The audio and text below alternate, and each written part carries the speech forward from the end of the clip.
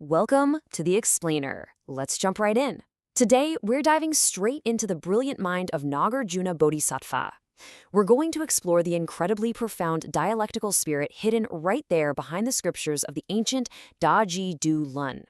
If you're utterly exhausted by the endless arguing and stubborn dogma out in the world today, you are absolutely going to love this. We're looking at how this master philosopher breaks down human prejudice to reveal what real, true wisdom actually looks like. Okay, here's our roadmap for this explainer. 1. The root of argument. 2. Nagarjuna's dialectics. 3. The four Siddhantas of truth. 4. Long Nail's epiphany. And finally, 5. True wisdom. Let's kick things off with Section 1, the root of argument, human dogma. Seriously, why do we always believe our own view is the absolute only correct one? I mean, just think about the sheer amount of out-of-control dogmatism we're dealing with today. We see it everywhere, right? And honestly, it's just exhausting. We've got this knee-jerk habit of clinging to our own little slice of reality and convincing ourselves that it's the whole pie. But why exactly do we do that? Well, this source text hits the nail on the head here. Nagarjuna zeroes right in on the root of prejudice. He says basically, when we cling to our own absolute views and just flat out reject everyone else's, we fall right into the trap of dogma. The text points out that when we rely on our own rigid frameworks, we treat any other perspective as totally false. We're literally weaponizing our beliefs. It goes way beyond just being stubborn. It's a fundamental misunderstanding of reality that just endlessly churns out pointless conflict. So how do we break out of that? Let's move to Section 2, Nagarjuna's dialectics, dismantling walls. This is where things get really fascinating. Nagarjuna gives us a way out through his own unique dialectical framework. The endgame here is prajnaparamita, which means true wisdom. But here is the massive distinction you've got to keep in mind. Nagarjuna's approach to debate is absolutely not about winning an argument. It's not about crushing the other guy just so you can feel smart. No way. It's about using logic, combined with deep compassion, to actually break our attachments to extreme views. It's like taking a machete to the intellectual brush, clearing it all away to reveal the serene, ultimate reality, where the urge to argue just completely vanishes. Which brings us to Section 3, the four Siddhantas, the layers of truth. Okay, so how did he actually do this? Nagarjuna shows us that truth isn't just some blunt instrument, it's layered. Delivering truth in these four specific layers turns a super complex philosophy into a remarkably practical syllabus. You'll notice the Buddha didn't just use a one-size-fits-all approach. First, you've got the worldly Siddhanta. That's just conventional reality, using agreed-upon words like time or person so we can actually function in society. Second is the individual Siddhanta. This is where the message is perfectly tailored to whoever is listening. Third is the therapeutic Siddhanta, which we'll unpack in a second. And the fourth is the ultimate or first principle truth. That's the raw, unfiltered reality. Let's zoom in on that third one for a moment, the therapeutic Siddhanta. This is such a brilliant way to look at logic. The text suggests that we shouldn't hold on to philosophies as absolute identities. Instead, think of them as prescribed medicine, meant to cure specific psychological flaws.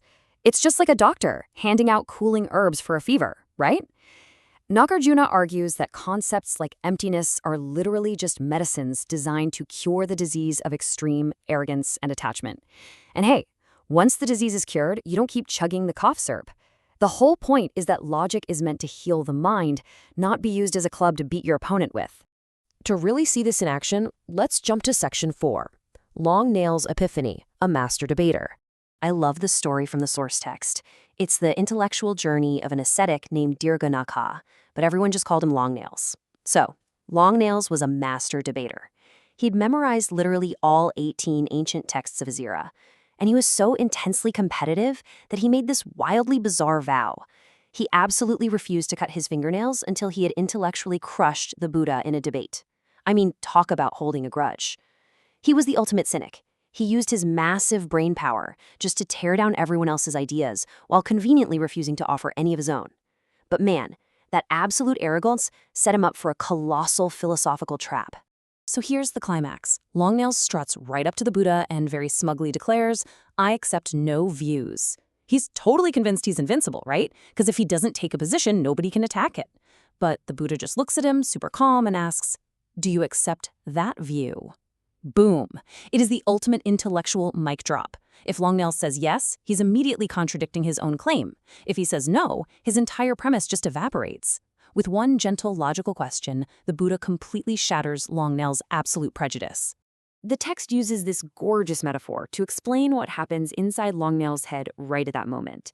It compares a highly intelligent person to a good horse.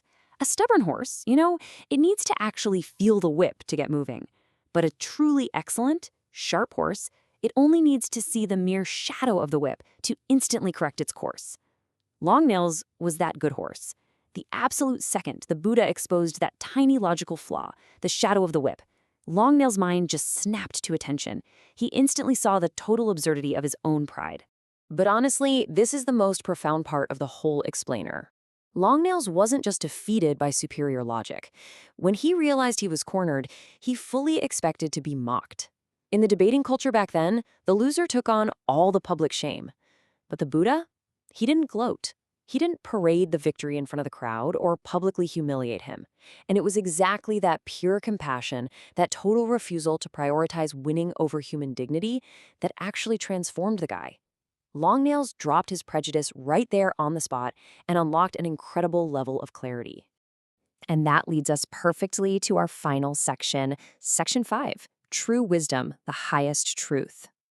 Check out this profound piece of poetry from Nagarjuna. Language ends, the mind's workings also cease. This right here is the first principle, Siddhanta. It paints this beautiful picture of the ultimate serenity you find when all the chaotic, dogmatic arguing finally just falls away.